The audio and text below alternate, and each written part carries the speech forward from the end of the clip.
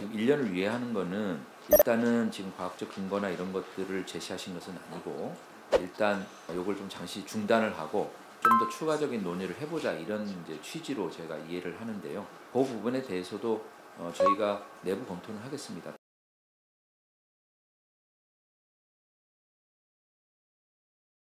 안녕하십니까. 보건복지부 제2차관 박민수입니다.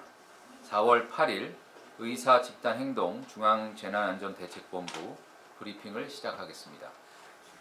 전공의가 병원을 비운 지 8주 차에 접어든 현재 정부는 중증, 응급환자 중심의 비상진료 체계를 유지하고 있습니다.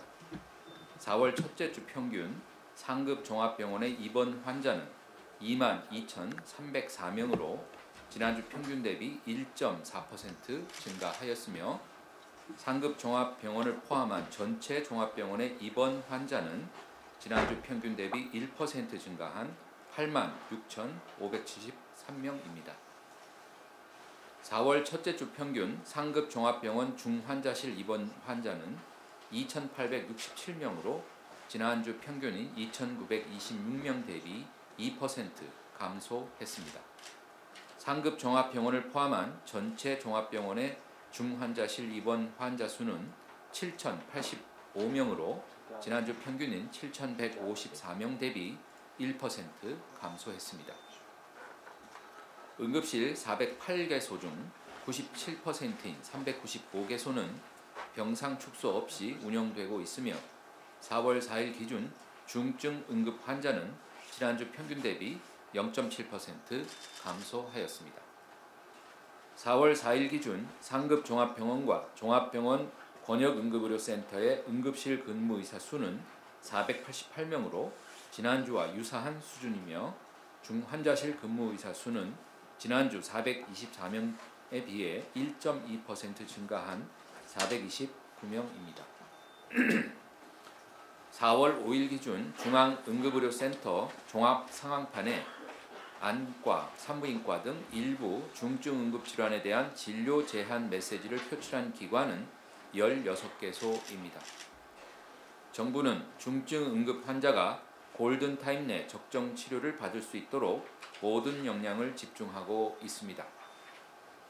응급 환자를 적시에 효율적으로 이송 전원하기 위해 소방청과 함께 개선 방안을 마련하고 있으며 지난 금요일부터 관계부처 간 회의를 본격 착수하였습니다. 정부는 2023년 3월 21일 응급의료 기본계획을 발표하여 중증 응급 환자 이송체계 확충과 지역별 이송지침 마련, 구급대 역량 강화 등 이송의 신속성과 적정성을 개선하고 있습니다.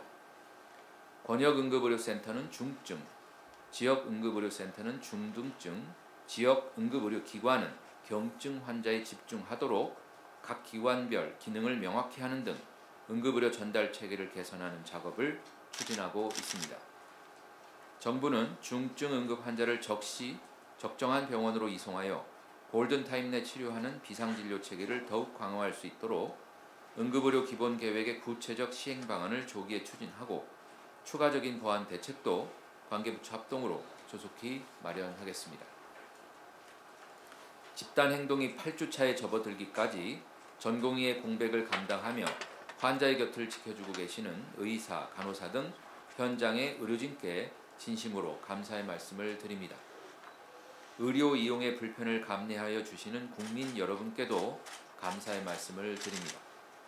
더 아픈 환자를 위해 대형 병원 이용을 자제하는 국민 여러분들의 성숙한 시민의식 덕분에 비상진료 체계가 유지될 수 있습니다. 정부는 현장의 의료진 여러분들이 지치지 않고 환자의 곁을 지킬 수 있도록 지원을 아끼지 않을 것이며 중증 환자의 수술, 입원이 연기되는 문제 등을 적극적으로 해소할 수 있도록 피해 신고 센터 등을 통한 밀착형 지원을 더욱 강화해 나가겠습니다.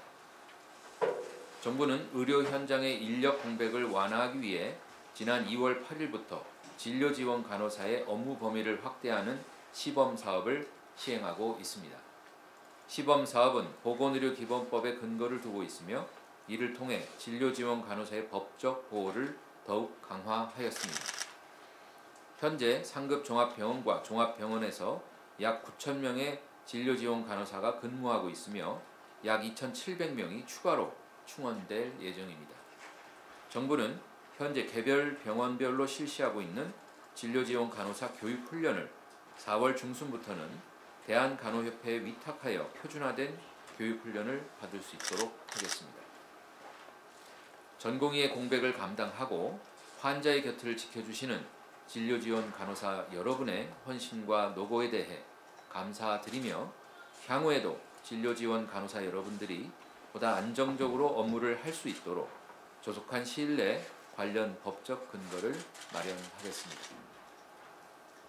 오늘 중대본에서는 요양기관 의약품 처방 급여 요건 한시적 완화 계획을 논의하였습니다. 현재 의약품 급여 기준상 치매, 만성 편두통 등 장기적인 복약 관리가 필요한 일부 의약품은 일정 기간마다 검사 평가를 거쳐야 재처방이 가능합니다. 예를 들어 일부 치매 약제의 경우에 6개월 간격으로 인지기능검사 후 계속 투여 여부를 결정하고 있습니다. 의사 집단행동 장기화로 상급 종합병원 등의 외래 진료가 축소되면서 환자가 의약품 재처방에 필요한 검사 평가를 제때 받기 어려울 수 있다는 우려가 제기되었고, 현장에서는 검사 평가를 거쳐야만 재처방이 가능한 현행의 기준을 한시적으로 완화해달라는 요청이 있었습니다. 이에 따라 중대본에서는 의약품 처방 급여 요건을 한시적으로 완화하기로 결정하였습니다. 앞으로 지속 투약 중인 의약품의 처방은 검사 평가가 어려울 경우 의사의 의료적 판단 하에 검사를 생략하고 재처방할 수 있습니다. 다만 이 경우에도 환자의 상태를 주기적으로 고려한 의료적 판단이 이루어지도록 검사 평가 없이 처방 가능한 기간을 원칙적으로 1회 30일 이내로 규정하되 의사 판단에 따라 처방 일수를 연장할 수 있도록 하였습니다. 이번 조치는 4월 9일 진료분부터 적용되며 의료 공백 추이를 보면서 종료 시점을 결정할 계획입니다. 정부는 앞으로도 의료 현장의 상황을 면밀히 점검하여 국민의 의료기관 이용에 불편이 없도록 하겠습니다. 금일 중대본에서는 실손보험 개선 추진 계획도 논의하였습니다. 2023년 기준 4천만 명이 가입한 실손보험은 건강보험을 보완하여 의료 접근성을 향상시켜 왔습니다. 하지만 불필요한 의료 이용 확대 등 국민 의료비를 증가시키고 비필수 의료 분야에 대한 과다한 보상으로 보상체계의 불공정성과 의료체계의 왜곡을 가중하는 주 요인으로 지목되고 있습니다. 실손보험 제도는 본인 부담액이 거의 없는 부실손보험의 상품 구조의 문제와 비용의식 저하에 따른 비급여 양산 등의 복합적 문제를 안고 있습니다. 2022년 말 기준으로 실손 지급 보험금은 12조 9천억 원에 달하고 있으며 본인 부담액이 거의 없는 1세대와 2세대 실손보험이 10조 6천억 원으로 82%를 차지하고 있습니다. 정부는 왜곡된 의료시장을 정상화하고 불필요한 의료 남용을 방지할 수 있도록 실손보험을 적극 관리해 나가겠습니다. 우선 관계부처 간 협력을 통해 공사보험 연계를 강화할 수 있는 법적, 제도적 개선을 추진하겠습니다. 또한 실손보험의 보장 범위를 합리화하여 불필요한 비급여는 줄이고 필수 의료는 강화하겠습니다. 보험 사기도 방지하겠습니다. 올해 2월 개정된 보험사기 방지 특별법에 따라 관계기관 등과의 적극적인 정보 공유를 통해 실손보험을 이용한 보험사기 조사를 강화하겠습니다. 아울러 비급여 관리도 강화해 나가겠습니다. 4월 15일부터는 의원급을 포함한 모든 의료기관에서 비급여 보고제도가 시행됩니다. 비급여 정보 접근성을 높이기 위해 보고 항목을 594개에서 1068개로 늘렸습니다. 비급여 공개 제도도 이용자 중심으로 개편하겠습니다. 국민들에게 단순히 비급여 가격 정보뿐만 아니라 안전성, 유효성 평가 결과, 질환별 총 진료비 등까지 함께 공개해 나가겠습니다. 정부는 의료개혁 특별위원회에서 실손보험 개선 방안과 비급여 관리 강화 방안을 논의하여 보다 근본적인 개선 대책을 마련하겠습니다. 정부는 의료개혁 추진을 위해 각 계의 의견을 지속 경청하고 있습니다. 지난주 금요일에는 제6차 의료개혁 정책 토론회를 개최하여 다양한 전문가들과 필수의료 보상 개선 방안을 논의하였습니다.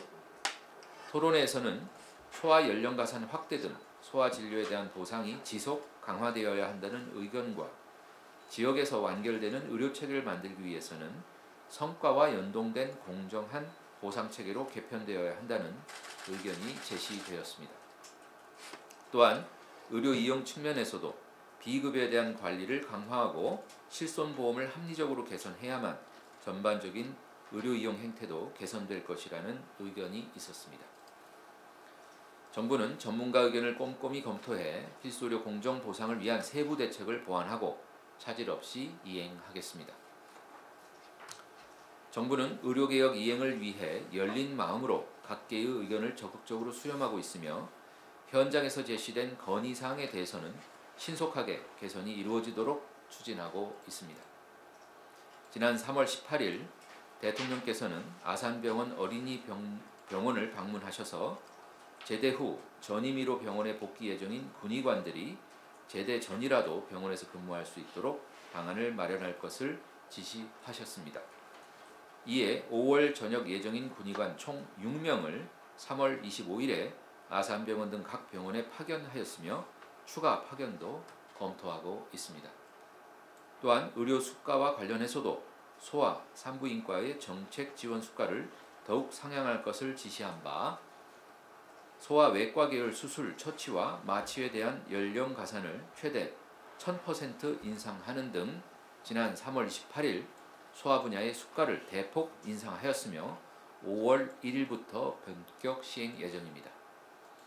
또한 대통령께서는 지난 3월 26일 청주 한국병원과 4월 1일 유성 선병원 등 지역 2차 병원을 방문하셔서 의료 분야에 재정을 적극 투입할 것을 지시하셨습니다. 이에 필수의료 특별회계, 지역의료 발전기금 신설 등 의료개혁 4대 과제 이행을 위한 5대 중점 투자 방향을 마련하였고 기획재정부와 논의에 본격 착수하였습니다. 또한 현장에서 건의된 2차 병원의 역할 강화와 적정 보상을 위해 2차급 병원의 역할을 강화하기 위한 의료 전달체계 개편 방안과 2차 병원 육성 방안을 마련 중으로 조속한 시일 내에 발표하겠습니다. 현장에서는 상급 종합병원의 무급 휴가 간호사가 지역의 2차 병원에서 근무할 수 있도록 해달라는 건의도 있었습니다. 이에 대해 정부는 간호협회 등을 통해 현장 수요자설을 실시하는 등 의견을 청취 중에 있습니다. 4월 2일 공주의료원 방문과 관련해서는 대통령께서 지역 특성에 맞는 공공의료 강화를 위해 적극적인 지원을 할 것을 지시하셨습니다. 정부는 지역 거점 공공병원에 1,126억 원의 기능 보강비와 519억 원의 경영 혁신을 위한 재정을 지원하고 있으며 지방의료원의 기능 특성화와 시설, 장비 등 인프라 개선에 대한 지원을 강화해 나가겠습니다. 지난 4월 5일에는 대통령께서 부산대병원을 방문하셔서 현장 의견을 청취하였으며 부산대 병원장은 부산대병원이 신병원 평가에서 최고 등급을 받을 만큼 실력이 있는 병원이지만 공간 부족 문제가 있어 병동 신축에 필요한 7천억 원 건립비용 지원을 요청했습니다. 대통령께서는 지역 균형 발전을 위해 부산의 의료 인프라가 튼튼해야 한다면서 병동 신축 비용 전액을 지역 필수의료 특별회계로 지원하겠다고 약속하셨으며 이에 교육부, 기재부 등 관계부처가 함께 신속하게 논의를 추진할 예정입니다. 또한 부산대병원 권역외상센터장은 군의관들이 지역 외상센터에 일정 기간 파견 나와 경험을 쌓고 훈련을 받을 수 있도록 하는 방안을 건의하였으며 이에 군의관을 권역외상센터에 일정 기간 파견하는 방안에 대해 국방부와 협의를 추진하고 있습니다. 정부는 앞으로도 현장에서 건의된 내용에 대해서는 빠짐없이 검토하여 실질적인 정책으로 반영될 수 있도록 최선의 노력을 다하겠습니다. 전공의 여러분께 말씀드립니다. 속히 현장으로 복귀하시기를 다시 한번 촉구합니다. 정부의 의료개혁은 수련생인 전공의들의 과도한 근무 시간을 단축하고 필수 의료를 선택한 여러분들이 합당한 보상을 받을 수 있도록 하려는 것이며, 의료사고에 대한 법적 부담 완화 등을 통해 진료에만 전념할 수 있도록 하는 등 여러분들이 더 좋은 여건에서 근무할 수 있도록 의료 시스템을 혁신하는 것입니다. 정부는 열린 자세로 여러분의 의견을 경청할 것입니다. 정부를 믿고 대화의 장으로 나오기 바랍니다. 국민 여러분께 말씀드립니다. 정부는 국민의 생명과 건강을 보호하는 것을 최우선 순위로 하고 있습니다. 진료 공백이 최소화될 수 있도록 비상진료 체계 유지에 만전을 기하는 한편, 지금의 상황을 조속히 수습하기 위해 각계와 대화도 더욱 적극적으로 추진하고 있습니다. 열린 마음으로 가장 합리적인 정책을 만들고 이루어 가는데 혼신의 힘을 다하겠습니다. 감사합니다.